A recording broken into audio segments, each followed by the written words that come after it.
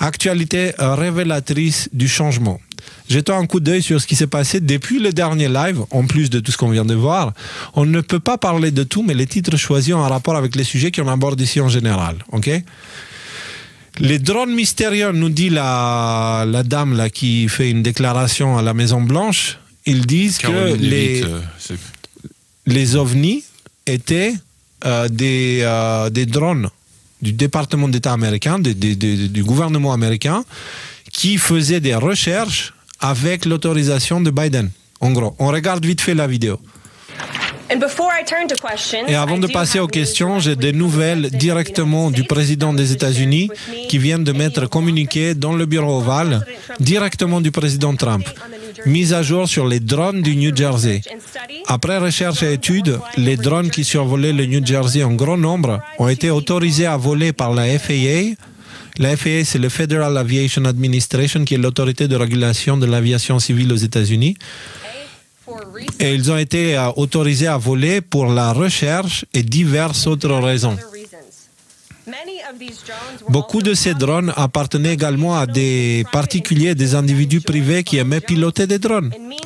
Avec le temps, cela s'est aggravé en raison de la curiosité. Ce n'était pas l'ennemi. Donc là, on se rappelle Trump qui disait que Biden sait très bien ce qui se passe. Donc les drones étaient américains. Ils étaient laissés pour faire des recherches là-bas. Et après, le phénomène avait été accentué par des curieux qui ont emmené leurs drones pour voir ce qui se passe, tu vois.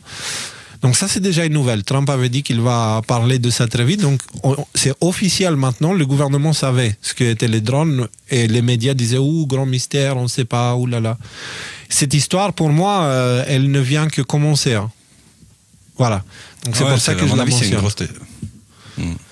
Bah, certes, maintenant, les drones volent, mais Caroline l'évite aussi. Si, elle est bien, celle-là j'aime bien. Moi j'aime bien, moi je valide. La blague est valide, je l'ai pas vu venir celle-là, tu vois. Vous comprenez ce que je dois subir avec les deux là. Oh là là. Et après, il y a des gens qui me disent, ils sont où tes cheveux? Regardez les gens avec qui je travaille et vous me demandez où sont mes cheveux. Nous ça va. Hein. Ouais, bah oui, parce que c'est les miens que vous abîmez avec vos blagues. Alors, Jim Acosta, autre nouvelle les gars. Jim Acosta, un des journalistes les plus connus de CNN, vient de démissionner après 18 ans de travail parce qu'il ne veut pas s'agenouiller devant un tyran, sous-entendu Trump, hein, et il dit que nous ne devrions pas croire les mensonges. Et le mec, il insiste. J'ai pas envie de regarder la vidéo, vous l'avez ici, on l'avait publié sur Twitter, mais vous avez un journaliste important dans le narratif mainstream qui quitte maintenant, qui démissionne et qui dit ne croyez pas les mensonges. Oui, ça sent. Quel mensonge en fait, genre Tulsi Gabbard qui parle d'Obama et de son implication avec Al-Qaïda et toutes ces choses-là. Non, de quoi exactement tu fais référence. Quel fake news à venir. Les mensonges qui n'ont pas encore été prononcés, mais qui pensent qu'ils vont bientôt être prononcés, mais ça c'est pas vrai. Elles n'étaient pas encore prononcées. Hein. Elles étaient pas encore. Lui, il a démissionné le 28 janvier, le 27 janvier même. Et après, il y a eu l'audience. Ah non, moi, mon feeling, c'est que c'est plutôt la liste d'Epstein qui l'inquiète à lui. Parce qu'il n'y a aucune raison d'aller démissionner pour Obama et pour... Enfin, je sais pas, c'est mon feeling, peut-être que je me trompe. Mais il doit se cacher quand même derrière cette idée de la bien-pensance. Voilà. Ensuite, on a une petite nouvelle vite fait qui en survole. Attaque contre la Serbie. Le premier ministre serbe Milos Vučević démissionne. Le pays est au bord du chaos. Donc le premier ministre... Rappelez-vous, hein, c'est... La Serbie, c'est dans les Balkans. C'est pas le même. Non, oui, je sais. Non, Vučić, c'est président. Non, je pose la question. Lui, c'est premier ministre. Ouais. Okay, donc là, c'est le bordel politique là-bas. Ils sont en train de faire un coup à la Soros. Je suis un petit peu l'actualité. Il y a toujours le camp des bien-pensants qui accusent Vučić de crimes, machin truc, etc. et qui veulent un renversement du gouvernement, tu vois, mais organisé de la même façon que toutes les autres révolutions, tu vois ce que je veux dire. Et le truc, c'est que ça atteint un niveau où là, c'est le gouvernement, il est tombé. Donc maintenant, l'instabilité là-bas, elle est assez critique. Rappelez-vous ce qu'on avait dit pour la Serbie, les Balkans et tout ça, c'est super important de garder un œil de ce côté-là. L'étincelle continue. C'est ceux qui sont dans le camp Soros pour vulgariser la situation. C'est ça, ouais. Soros autant. Mais Le truc, c'est que dans cette histoire, rapidement, ce que j'ai pas compris, c'est que Vučević, là, le Premier ministre, apparemment, il est arrivé au pouvoir aussi grâce au cercle Soros. Il y a des liens. Et moi, je me dis que ces trucs-là, maintenant, avec l'administration Biden, avec la nouvelle administration Trump, il y aura plus de financement. USAID n'existe plus. Le département. J'ai oublié de le mettre. Ma mère, elle m'a appelé tout à l'heure. Elle m'a dit toutes les aides américaines qui arrivent en Albanie, elles ont été coupées. Et genre, aujourd'hui, les médias albanais, ils sont en panique totale parce qu'il n'y a plus aucune trace d'aide qui arrive des États-Unis. Et les médias, c'est le sujet, nous, on est abandonnés et tout. Sauf qu'en Albanie, il n'y a rien de ces aides qui finissaient à la population. 100% des aides finissaient dans les maisons de vacances des politiciens et tout ça. Donc, si vous voulez, aujourd'hui, les médias en parlent parce que les politiciens ne reçoivent plus la thune. Et donc, il y a un problème. Il semblerait que toute la machine de corruption internationale a été arrêtée en Albanie, en Kosovo aussi. Et en Ukraine aussi. Donc, toutes les missions, c'est pour ça que c'est important ce que tu dis, Nicolas, et merci de le souligner. Vučević, qui a été placé par les Soros et tout ça, peut-être qu'il n'a plus les moyens de mener à bien ses missions. Vous comprenez ? Et donc, je vous le dis, ça a des conséquences parce que les États-Unis n'en ont pas parlé. Ils ont juste dit on va couper les aides. Aujourd'hui, en Albanie, c'est déjà fait. Hein. Et l'Albanie, c'est là où il y a des bases militaires américaines. Depuis 1997 et leur intervention, l'Albanie a été vendue. Soros, il a sa maison de vacances là-bas. Il est pote avec le Premier ministre albanais, tout ça, tu vois. Donc, l'argent qui allait comme aide en Albanie allait pour alimenter les plans de l'État profond et corrompre les politiciens et mener à bien les plans de la CIA, tu vois. Et Trump, il a dit quoi? Il a dit on va couper toutes les aides qui vont partout, on va checker une par une toutes les aides, où elles vont exactement. Et là, il y a un truc sale en Ukraine, et ça part dans des poches des mecs, c'est de la corruption pure et dure. Il n'y a pas un sou qui arrive à des gens qui en ont vraiment besoin. Mais tu crois que l'Albanie, c'est quoi? Ah bah oui, c'est pareil. Tous les médias, en fait, toutes ces organisations des volontaires, machin, bidons, etc., qui roulent dans des 4x4 à des centaines de milliers d'euros, c'est fini, on leur a fermé le robinet. Ça y est, d'ici quelques semaines, ils n'ont plus les moyens de diffuser. Entre parenthèses, dans la série Pognon jeté par les fenêtres, ça n'a absolument aucune importance, mais ça m'avait fait sourire. C'était Caroline Levitt, là, donc la porte-parole de la Maison Blanche, qui avait dit qu'ils avaient trouvé un programme de 50 millions de dollars qui était utilisé pour aller fournir des capotes aux Gazaouis, en fait. Donc des préservatifs aux Gazaouis. Vous n'avez pas vu passer celle-là? Vous n'avez pas vu passer celle-là? T'es sérieux? Écoute, je te jure, 50 millions de dollars pour aller acheter des préservatifs et les livrer à Gaza. Donc c'était... D'un côté, symboliquement, vu comment les Gazavis se faisaient, voilà, d'un certain côté, c'est justifiable. Mais ça, voilà. Bon, voilà.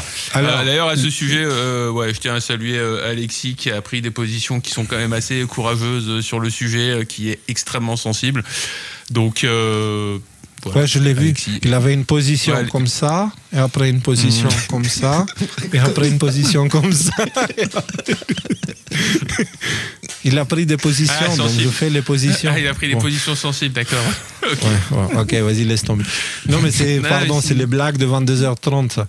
Alors, maintenant, dernière nouvelle de la soirée, les gars. Le dernier live. Thierry, si tu veux bien partager l'écran. Vous vous rappelez de la vignette?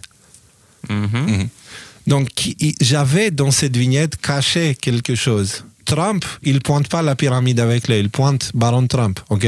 Et ça, c'est vu comment il l'a présenté au monde, comment Baron Trump il a réagi, etc. Et Elon Musk ne fait pas un salut à la pyramide avec lui et tout ça, il fait un salut de César. C'est un salut de César. Hein. C'est le salut qu'il dit, salut nazi, machin. Même le salut nazi lui-même, c'est un truc qui vient de la Rome. Et tout ça, tu vois, c'est je donne mon autorité, je mets ma main vers le bas, je ne montre pas à Dieu ce que je fais. Parce que dans la prière, on prie comme ça. Dans les œuvres militaires, on prie comme ça, si tu veux. On ne montre pas à Dieu ce qu'on fait. Et donc, on avait lancé cette émission. Qu'est-ce qu'il y a, Nico? Attends. Il y a justement un truc. Très très important là à souligner maintenant. Regardez la position de Donald Trump, genre I can hear you, j'arrive pas à vous écouter. Remarquez bien, reprenez les vidéos de l'époque, je dis ça, je dis rien, de Hitler. Quand tout le public avait le bras tendu vers lui, lors de ses discours, lui, il avait la main, son salut, il consistait en ça. Parce qu'il se mettait dans une position féminine, enfin c'est un truc ésotérique, de réception d'énergie. Ouais. Et là, je sais pas, cette image, ça m'a frappé là. Là, on commence à toucher dans l'aspect secret des vignettes parce qu'elles ne sont pas là pour rien. Et l'autre aspect mystérieux de cette vignette, c'est qu'on a lancé ce live à 20h, vendredi dernier.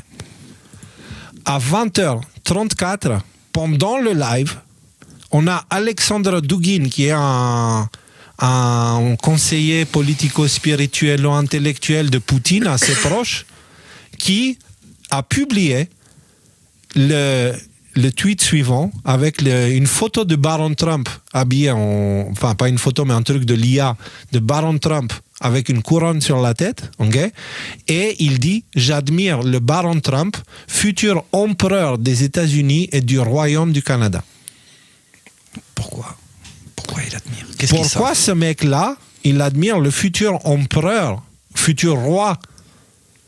Pourquoi? Et pourquoi Alexander Dugin écrit un truc comme ça? Quelque chose comme ça. Nous, on parle de ça depuis 2020. Je vous dis, gardez un œil sur Baron Trump parce que ce gamin-là, il a quelque chose de spécial. Il y a des forces très spéciales autour de lui. Il est en train de cueillir. Il est né avec une idée précise dans la tête. Genre, je veux dire, ils ont formé un géant qui se manifeste dans son corps physique déjà, mais son histoire à lui, vous n'êtes pas prêts pour le futur. Je ne dis pas... Je n'ai pas du tout la vision dogmatique de l'antichrist et il est contre le Christ et machin et truc, etc. Je pense que c'est quelqu'un qui va emmener une certaine sorte de justice. C'est juste que ce ne sera pas une justice céleste, ce sera une sorte de justice des hommes selon la volonté. Enfin, voilà quoi, tu vois, ce sera la justice de la Rome qui va... voilà. Mais Alexander Dugin, qu'est-ce qu'il a à admirer Baron Trump? Est-ce que vous vous rendez compte?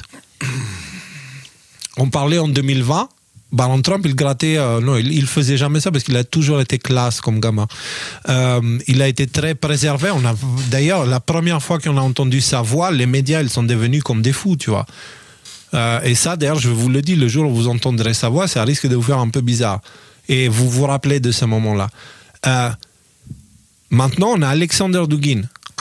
4 ans après que nous, on a parlé de lui, tu vois, de Baron Trump, 5 ans parce qu'on est en 2025, on a maintenant quelqu'un de très important, très influent en Russie qui dit la même chose juste après que Baron Trump a été présenté au monde. Je vous dis, en fait, la meilleure façon de savoir la vérité, c'est éteindre son cerveau complètement, atteindre un niveau de paix et toutes les vérités, elles viennent et elles nous traversent.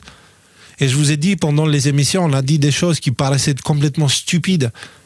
Comme on a pu voir ce soir, beaucoup de choses qui paraissaient stupides à l'époque, aujourd'hui se réalisent. Celle-ci, c'était la plus farfelue. Celle-ci, on s'est foutu le plus de ma gueule. Tu vois. Ils m'ont dit, mais non, n'importe quoi. On m'a même attaqué, mais c'est juste un gamin, laissez-le tranquille. Oui, mais c'est le gamin de Trump. C'est pas n'importe quel gamin. Et c'est un gamin qui est venu au monde pour incarner certaines forces, qui vont emmener une certaine justice dans le monde, mais qui vont transformer le monde à jamais. Et qui vont transformer notre perception du monde à jamais. Allez vous renseigner sur la nature de Saturne, ce que représente Saturne, parce que ce que vous voyez là, c'est... Je ne sais pas si c'est une incarnation parfaite ou si c'est une escroquerie, tu sais, une version chinoise de l'incarnation de Saturne. Mais ce mec-là porte en lui des forces qui nous dépassent. Et du coup, je vous dis, gardez un œil de ce côté-là, mais faites très attention, il va faire des super choses et il va les faire pour nous, parce que il ne fait pas ça par mauvais cœur, il fait ça par... Il voit sa vision du monde, il a été élevé dans l'or, il a été élevé déconnecté des problèmes du monde, mais du coup, il a été protégé de la perversion du monde. Il a une vision du monde qui est très particulière, d'accord ? Très juste, mais juste d'un point de vue purement matérialiste. Ouais, mais sans compromission. D'accord ? Il est l'incarnation de la causalité. Et donc, faites très attention à sa présence, à qui vous donnez votre autorité. Donnez à César ce qui est à César, mais n'ignorez surtout pas Dieu Et n'oubliez pas de donner à Dieu ce qui est à Dieu. Ok? Parce que là, dans ce cas précis... Je suis un peu bluffé, en fait. Je suis un peu bluffé parce que je faisais partie de ces gens. Alors, je te l'ai jamais exprimé, Léo, mais quand tu parlais de Baron Trump, je me disais, mais sérieux, d'où ça sort, ça? Ok, d'accord, ok, d'où ça sort? Et là, effectivement, Baron Trump, parce que là, tu parles d'Alexander Dugin, mais j'en ai vu d'autres, des personnalités peut-être de rang inférieur à un type qui a la carrure d'un Dugin, mais qui te pointe Baron comme le futur président et tout ça. Et je dois bien admettre que, manifestement, ce que tu disais à propos d'un gamin qui avait quoi, 13 ans ou 14 ans, quand tu as commencé à en parler, et voilà, qui avait même pas un poil sur le menton, aujourd'hui, ça semble se réaliser. Et moi, honnêtement, je n'arrive pas à éteindre mon cerveau et j'ai pas des vérités qui sont infusées dans ma tête quand je le fais. Je suis positivement bluffé par ce genre de choses. Donc, je reste très très attentif. C'est l'image. Normalement, c'est à ça que ressemblait plus ou moins Baron Trump en 2020, quand j'en parle. Waouh. Voilà. Oh, peut-être un peu plus celle de droite là où il était un peu plus grand là. 2022. Ouais, peut-être plus. 2022. Ah ouais, d'accord. Ouais. Ça. Ouais, bah voilà. Donc moi, quand je voyais Baron Trump ici, je n'arrivais pas à... Et ben pourtant, effectivement, il commence à prendre cette stature que Eric Trump n'a pas, que les autres fils de Trump n'ont pas non plus. Après, c'est vrai que faut reconnaître quand même que il prend de Trump du côté de son père, mais sa mère a aussi un charisme extraordinaire. Melania Trump, c'est quelque chose quand même, quoi. Cette femme, quoi. Moi, je vous dis, je suis sûr. Mon petit doigt me dit que si on se renseigne sur la lignée généalogique de Melania Trump, Knapf, je ne me rappelle plus comment c'est en slovène déjà, son ancien nom. Vous allez on risque de trouver des choses très intéressantes. On risque de trouver des choses extrêmement intéressantes. D'où il vient cette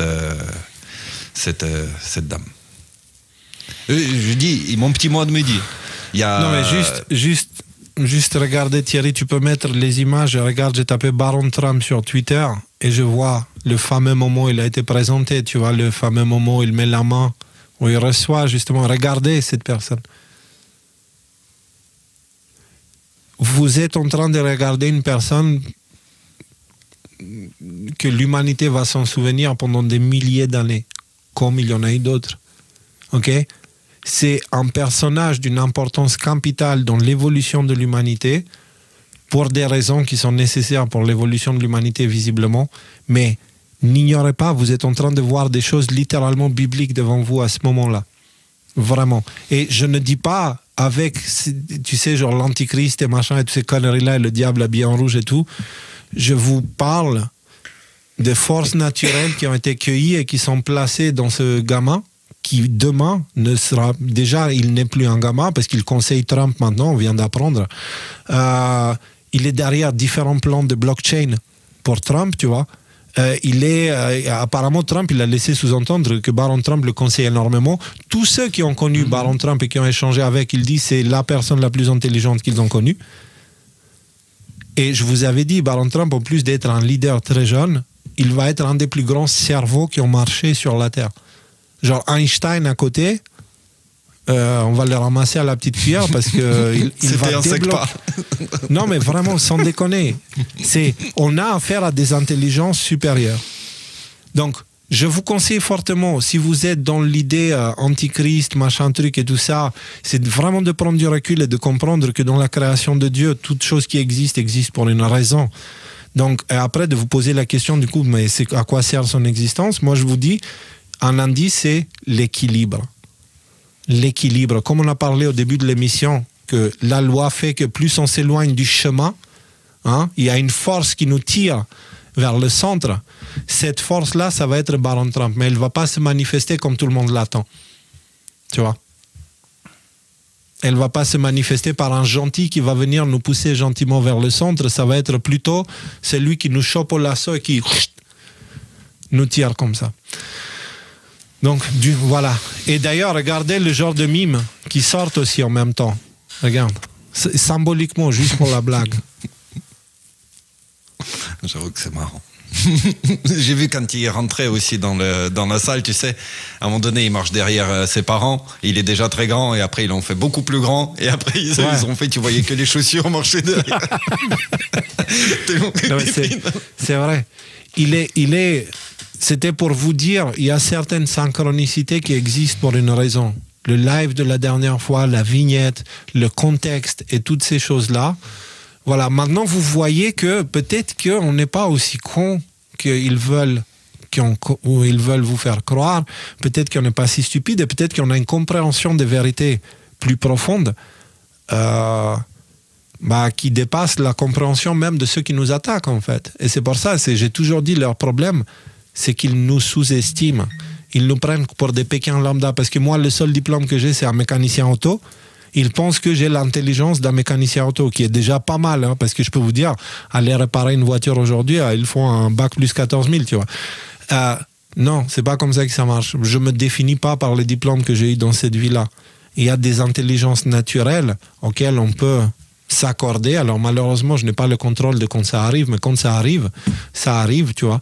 Et je ne suis pas le seul, hein. Encore une fois, on a tous ça en nous. C'est juste qu'on n'est pas attentif. Moi, l'avantage que j'ai, c'est quand je suis avec Isabella à la montagne, c'est un peu calme. Et dans le calme, il y a des choses qui ressortent, tu vois. Et quand tu lis le bouquin de Baron Trump de l'époque, Le dernier président, ça s'appelle. Donc il y a une série de 3 ou 4 livres, et le dernier, c'est Le dernier président. Et quand tu lis ces extraits, tu as l'impression de voir les États-Unis qu'on a pu voir les dernières années, et du coup, il y a des choses. Et le personnage principal s'appelle Baron Trump, et il est né à la même adresse que Baron Trump, et il a grandi dans une tour qui a la même adresse que celle où a grandi Baron Trump. Bon, voilà quoi. Et son mentor, il s'appelle Donald. Voilà. Et il a voyagé dans le temps. Et c'est pour ça que je vous parle qu'à un moment, il va débloquer les secrets du temps. C'est parce que si ces bouquins existent, c'est parce que ces secrets du temps, justement...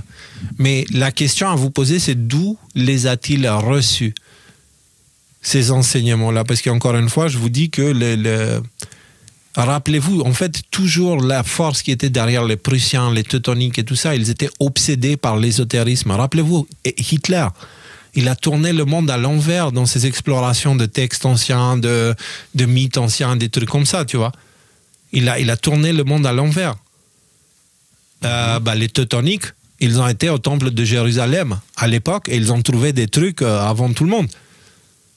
Ils ont exploré en profondeur, etc., etc. Pareil pour les Templiers, tu vois. Et donc, ils ont des connaissances. Après, est-ce que Baron Trump a reçu ses connaissances de la descendance des Templiers, tout ça, ou est-ce que il les a eu naturellement avec... J'en sais rien. Je sais, mais j'ai pas envie de dire. Mais en tout cas, si vous voyez la réalité à partir de là, en noir et blanc, vous allez être très divisé sur l'histoire de Baron Trump. Il va avoir les pour et les contre. Et moi, je vais vous dire, ni les pour vont gagner, ni les contre. Ceux qui comprendront ce qui se passe et qui comprendront leur position dans tout ça, ce sont ceux qui vont pouvoir traverser tout ça. Les pour et contre, ça ne va pas le faire parce que tu ne peux pas être ni pour ni contre Baron Trump. C'est comme être pour ou contre un orage. C'est ça. Voilà, exactement. Tu ne peux pas être pour ou contre un orage, ça ne va pas changer l'orage, si tu veux. Donc, voilà, c'est peu importe ce que tu penses, le mieux c'est de se mettre à l'abri, tu vois. Et l'abri, c'est quoi? L'abri, c'est récupérer son autorité, mettre son autorité à l'abri. Parce qu'encore une fois, ce mec-là va littéralement libérer l'humanité d'un tas de chaînes. Hein? Mais encore une fois, ce n'est pas lui qui nous libère, lui c'est une conséquence. Enfin, c'est toujours Dieu qu'il faut glorifier. Quand tu te mets à glorifier les personnes, c'est là où tu commences à avoir les problèmes. Donc voilà, j'attire votre attention sur ça.